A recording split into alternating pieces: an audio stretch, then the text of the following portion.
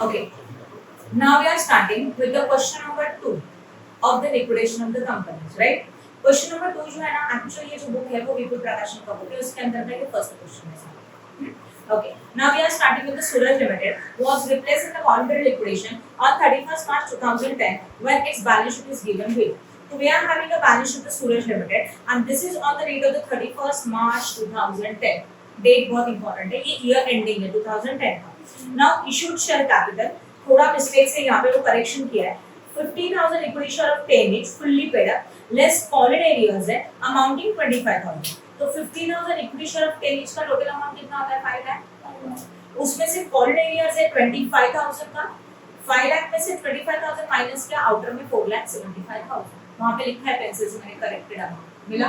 आगे now 6,005% cumulative preference shares of 100 each fully paid up. कितना है क्यूमुलेटिव प्रेफरेंस शेयर्स बोलो. 6,000 नंबर ऑफ शेयर है, उसके एक शेयर का वैल्यू 100 है. Security premium account, that is a share premium account, 5% debenture and interest on debenture, bank overdraft and creditor. These are your liabilities. Come to the asset side, freehold factory, plant and machinery, motor vehicle, stock debtor and profit and loss. Profit and loss is a losses. इसको कुछ नहीं करना है, इसको छोड़ दो. अगर हमारे बिजनेस में ऑलरेडी के लॉसेस है और कंपनी क्लोज हो रही है तो लॉसेस के साथ आप कुछ नहीं कर सकते. Ignore that loss. Come to the adjustment. Preferential dividend are in a year from 31st March 2007 onwards. Meaning is what? 2007 से आगे हम लोगों का preferentials का dividend paid करना बाकी है. 2007 से, okay? तो 2007 first year, 2008 आया ना?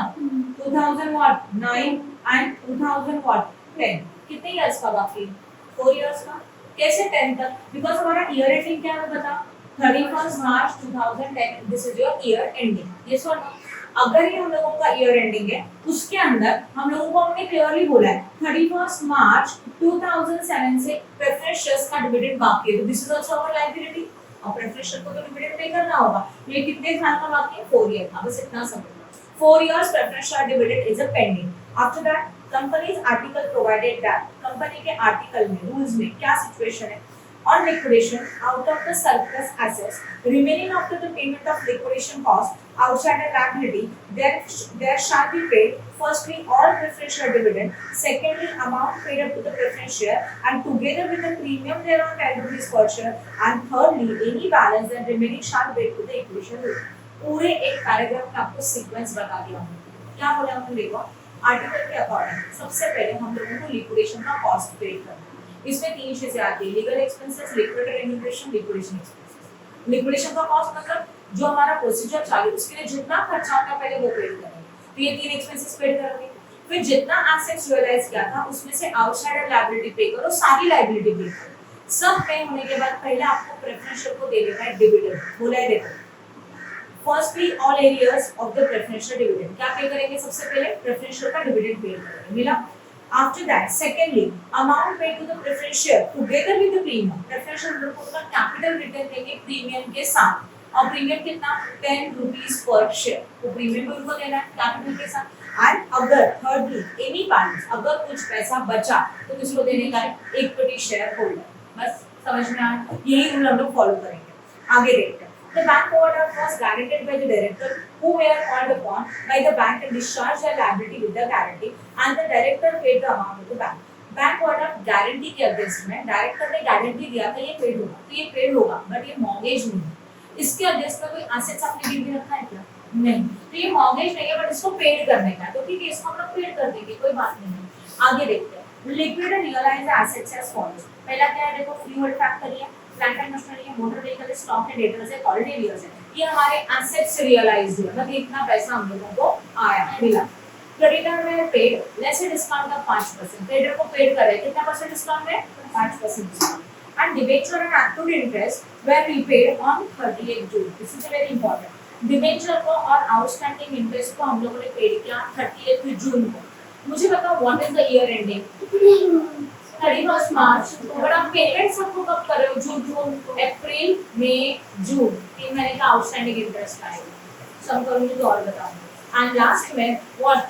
Liquidation cost were 3,820 and liquid remuneration was 2% on the assets realized. या तो amount realized. क्लियरली बोला ना, जितना अमाउंट रियलाइज हो रहा है उसके ऊपर कितना परसेंट बोला है, बोलो 2% का उन्हें आंसर बोला है। यस और नो, 2% का लिक्विडेशन का क्या है, एक्सपेंसेस। ओके, करें स्टार्ट। ठीक है, सबसे पहले क्या लिखा जाएगा, बोलो particular. First of all you have to write down cash. Is there any cash given in the balance sheet, check करो प्लीज। नहीं है। फिर हम लोग लिखेंगे next heading assets realise. Assets realise मतलब कितना एसेट्स का आपका पैसा मिला। ओके, ऊपर तो बहुत सारे एसेट दिए हैं बैलेंस शीट में, बट एसेट्स रियलाइज नीचे अच्छी तरह से दिया है। Liquidator realise the assets as follows, बोला है ना। लिक्विडेटर ने एसेट्स को इस वैल्यू में रियलाइज किया, तो वही अमाउंट बताएंगे आप। बोलो फ्री होल्ड प्रॉपर्टी कितना, 7 लाख। नेक्स्ट कितना, next motor vehicle, how much, 59,000। Stock कितना, next debtors how much, 60,000। Next कॉलेरियर मतलब जो पैसा बाकी था वो मिल गया, तो ये भी हम लोगों को पैसा मिल रहा है। 25 करो इनका सबका टोटल फटाफट। This is the total assets realise. इसमें कैश का कुछ भी नहीं है और इसका टोटल करो।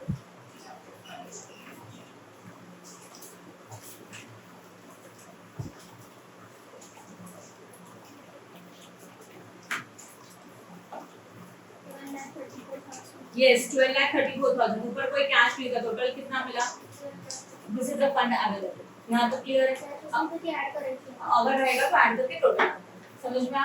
अब इसमें से हम लोग माइनस करते हैं step wise. What legal expenses I think नहीं है, ये तो डैश करके छोड़ देना। फिर क्या माइनस होता है, बोलो लिक्विडेटर रेम्यूनरेशन। वो है कितना है लिक्विडेटर रेम्यूनरेशन, बोला है देखो liquidator remuneration was 2% on assets realise. अब बोर्ड पे ध्यान देना, उन्होंने क्लियरली बोला एसेट्स रियलाइज के ऊपर 2%, मतलब इसके ऊपर 2%, इसके ऊपर नहीं।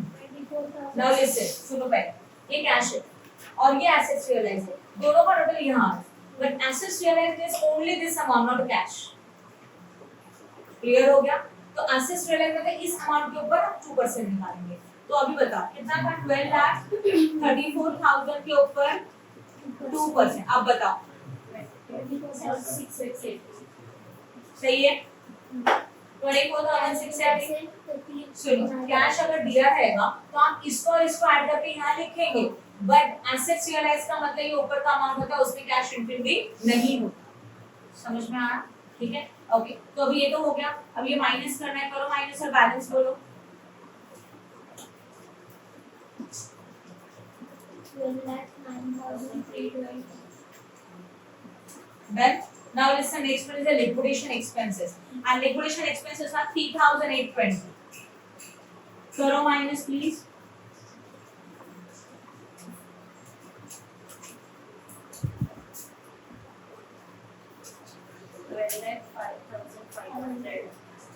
ट्वेल्व लाख 5,500।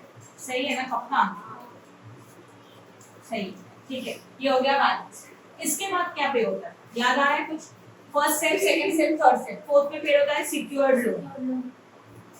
सिक्योर्ड लोन कुछ भी नहीं है तो सेम अमाउंट मिलेगा, 12,05,500। ये क्या बना, बैलेंस। सिक्योर्ड लोन के बाद क्या पे करोगे बताओ। Next one is secured loan is the fourth step. Then preferential creditor. Preferential creditor मतलब जो इनकम टैक्स वगैरह कुछ है क्या क्वेश्चन में, देख लो नहीं है तो ये भी कुछ भी नहीं आएगा। तो same fund we have, that is 4,05,500।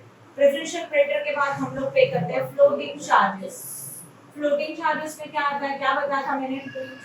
Yes, पहले आता है debenture. How much is the debenture which is given in the question? Okay, यहां ध्यान दो, इनर में लिखा 1 लाख।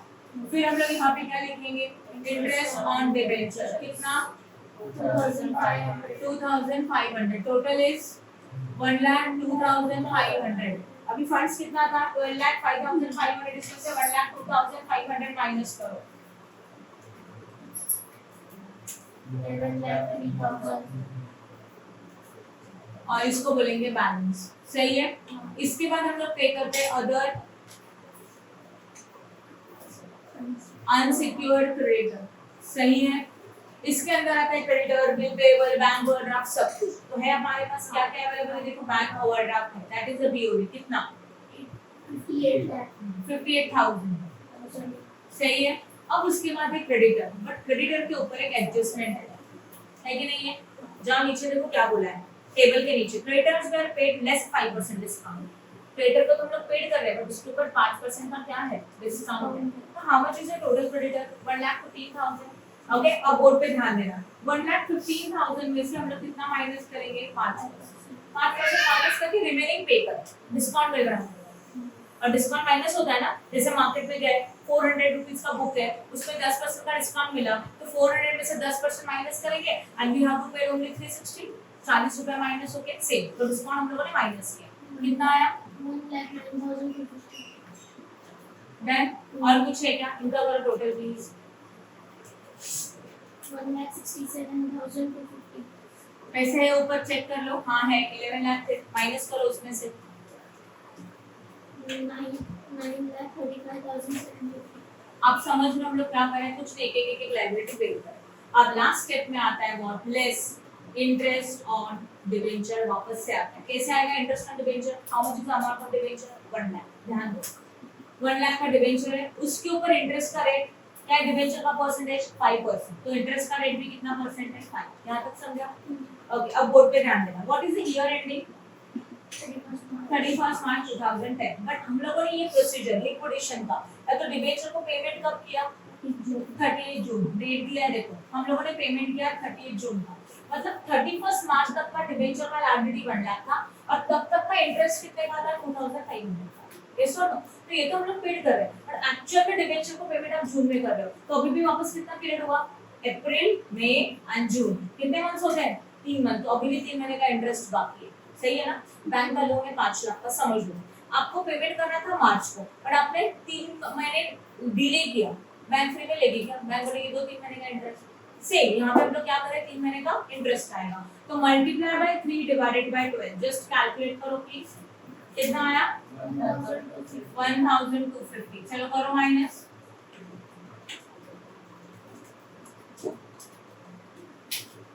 शायद इतना 9,34,500 सही, 34,500 समझा? ये बैलेंस है। अब हम लोगों का ऑल आउटसाइडेड लायबिलिटी पेड हो गया। अब हम लोगों को पेड करना है प्रेफरेंस शेयर्स को एंड इक्विटी शेयर को।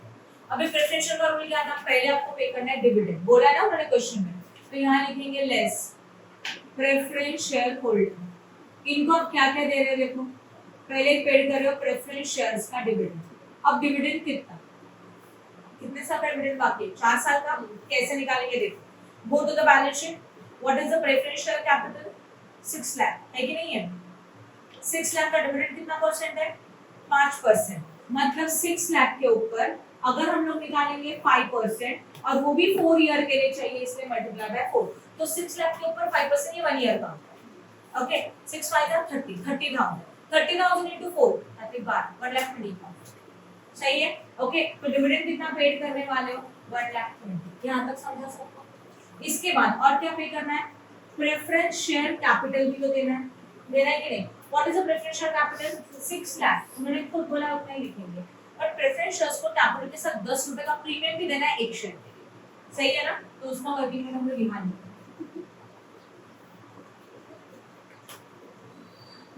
तो यहाँ लिखेंगे premium on preference share capital. कितना बोला एक शेयर के लिए? 10 रुपीज। तो नंबर ऑफ शेयर्स चाहिए, कैसे डिसाइड करेंगे? Go to the question please. How many number of shares दिया है क्वेश्चन में? प्रेफरेंस शेयर्स के आप पहले कितना लिखना है? लेफ्ट साइड में है 6000 मिला, 6000 नंबर ऑफ शेयर्स है, तो यहाँ पे हम लोग लिखेंगे 6000 into what? 10 बराबर है। तो 6000 into 10 कितना हो सकता है? 60,000 का प्रीमियम पे करेंगे। अब समझ रहे हो? राइट है? एक शेयर के लिए 10 रुपीस बोला था, इसलिए इसको नंबर ऑफ शेयर के साथ मल्टीप्लाई किया। नंबर ऑफ शेयर 6000 है, एक शेयर के लिए 10, टोटल 60,000 का प्रीमियम दिया जाएगा टोटल प्रेफरेंस शेयर।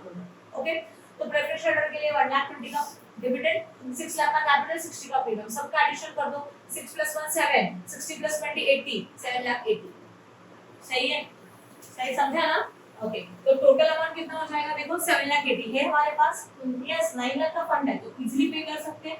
टोटल लिखो आउटर कॉलम में 7,80,000, अभी 9,34,500 का फंड्स अवेलेबल था, इतना पैसा है हमारे पास, उसमें से प्रेफरेंशियल को 7,80,000 दे दिया, दे दो, कितना बचेगा? 1,54,500 and this is the amount available to whom? equity shareholder. yes, amount available to equity shareholder, तो इसको लिखेंगे amount available to equity shareholder, तो equity shareholder को इतना पैसा मिलने वाला है, इजी था, समझ में आ? अब finally we are going to prepare what, क्या बनाते हैं लास्ट में बोलो? Statement of what? Liquidation final statement of account, right है? लिक्विडेटर फाइनल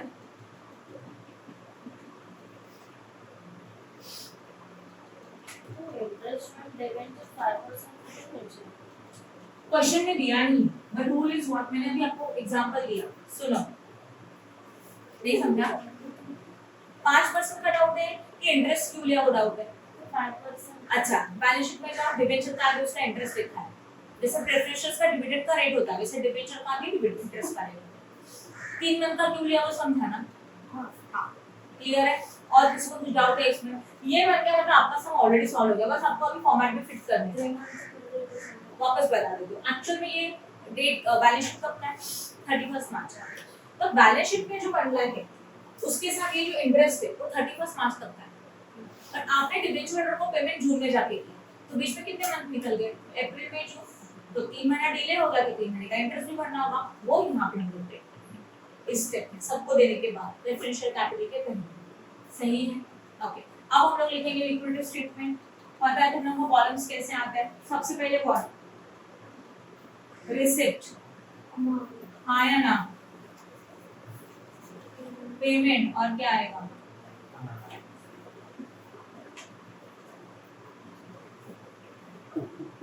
बोलो, सही है? अब क्या करेंगे बताओ? सबसे पहले क्या लिखा जाता है? टू है क्या? फिर भी लिखने का आदत डालो ताकि फॉर्मेट याद हो जाए। फिर टू व्हाट? चलो बताओ, एसेट्स रियलाइज में क्या आएगा? फ्री होल्ड प्रॉपर्टी कितना? 7 लाख। नेक्स्ट वन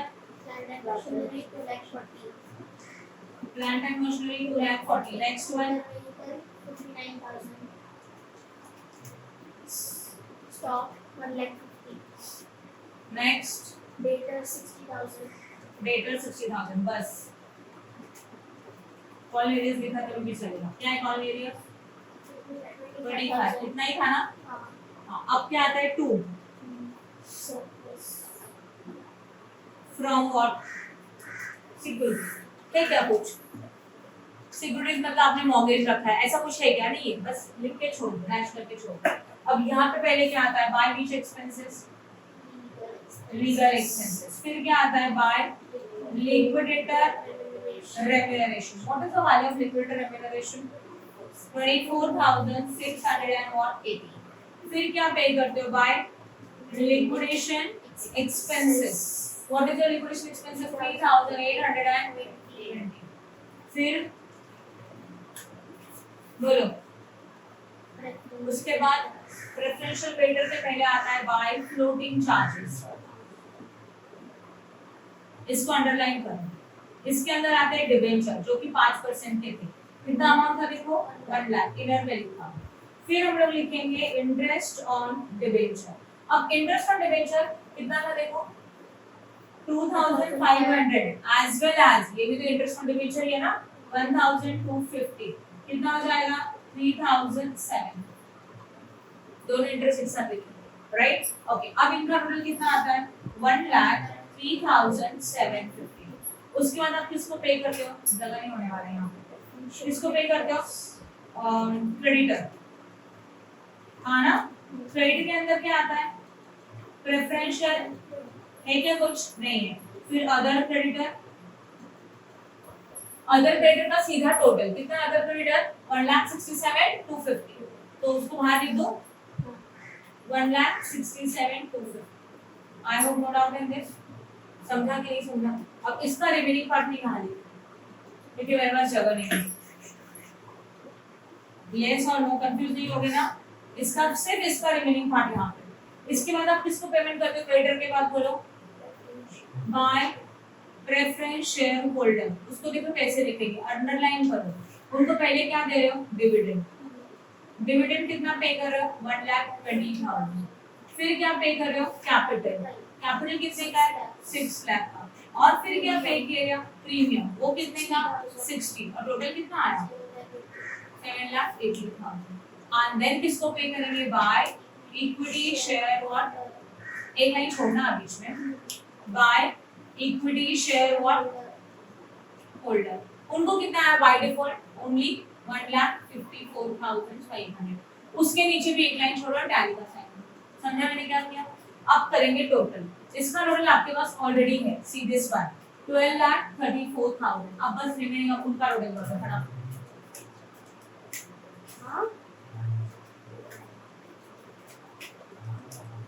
इसको रोल करो, इसमें ये दोनों भी ऐड कर देना। ओके और ये टोटल हम लोग लिखेंगे यहाँ पे, दैट इज 12,34,000। अब इसमें एक इंफॉर्मेशन लिखना जरूरी है कि इक्विटी शेयरहोल्डर के एक शेयरहोल्डर को कितना मिला और प्रेफरेंस शेयरहोल्डर के एक शेयरहोल्डर को कितना मिला। वो कैसे निकालेंगे, सिंपल है। प्रेफरेंस शेयरहोल्डर को कितना अमाउंट दे रहे हो, देखो 7,80,000 दे रहे हो, उसको नंबर ऑफ शेयर से डिवाइड करो। 7,80,000 डिवाइडेड बाय कितना नंबर ऑफ शेयर है, 6,000। कितना आया, 1.15। एक मिनट। वर्किंग नोट पर शेयर टू प्रेफरेंस शेयर। एक शेयर को कैसे देंगे, कैसे निकालेंगे, कितना दे रहे हैं टोटल में, देखो 7,80,000 divide by number of share कितने, 6,000। कितना हुआ बोलो, 130। सही है। सेम इक्विटी शेयर का तो यहाँ लिखेंगे 6,000 share at the rate of 130। आप इनको इतना दे दो, सही है। सेम इक्विटी का क्या करोगे, इक्विटी के लिए for equity share 1,54,500 divided by how many number of share, 50,000 ना, 0.308। 0.308। बस इतना ही लिख दो। तो नंबर ऑफ शेयर 50,000 है at the rate of 0.30। Okay समझ में आया, राइट है। ये रिसिप्ट साइड है, ये पेमेंट साइड है और इसके नीचे ये पोर्शन है। प्लीज रिमेंबर, इजी था। इसमें बहुत सारे इंपॉर्टेंट क्या पॉइंट कवर हो गए। डिविडेंड अलग टाइप में था, बराबर है। डिविडेंड पिछले 4 साल का कैलकुलेट करना होगा। प्रीमियम एक आ रहा है जिसमें 10 ईयर का प्रीमियम दे रहे हो, उसके साथ देखो क्रेडिटर को आप पेड कर रहे हो तो डिस्काउंट पे पे कर रहे हो, ये एक इंपॉर्टेंट पॉइंट है। इंटरेस्ट ऑन डिबेंचर है, ये भी इंपॉर्टेंट पॉइंट है। क्लियर हुआ, any doubt in this, and this is also important. Liquidity remuneration को परसेंटेज में दिया है, एसेट्स या लायबिलिटीज करने का, समझा। Please like and share our video and subscribe our channel for more videos. Press bell icon for notification. Thank you.